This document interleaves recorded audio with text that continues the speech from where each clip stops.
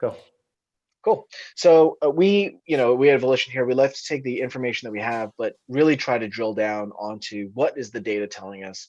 And that's what we do. So we track our own information. So what we're looking at here is focusing on the downtown core. So if you go to the next slide, Matt.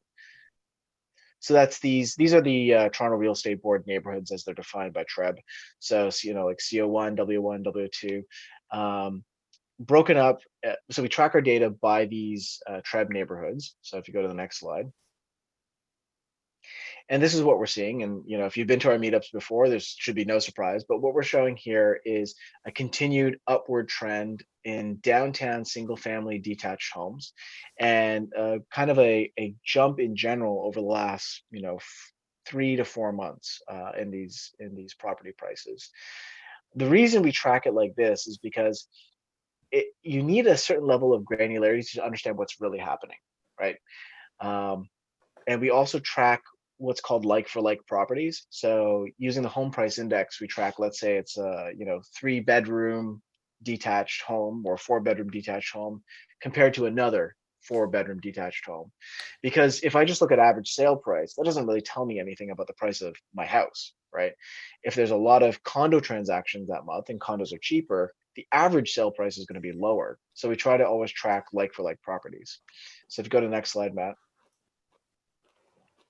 If we contrast this to everywhere else, so that's outside the Toronto area.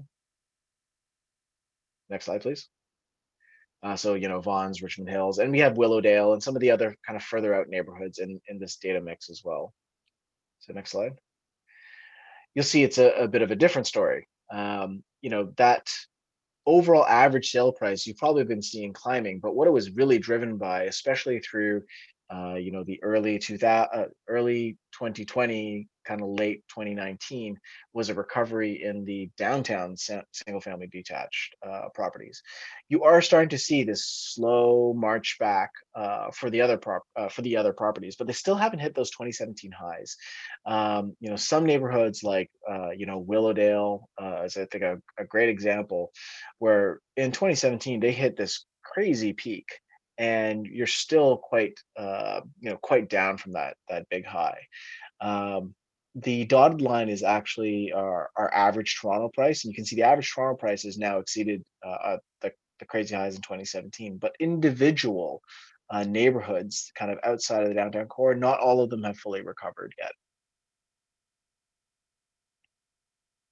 And this is condos. So this should also be no surprise for folks who have been here for a while. In the beginning of the year, we were saying that we had seen a stall in the market, and this is indicative of that. We've seen some of the neighborhoods which didn't have the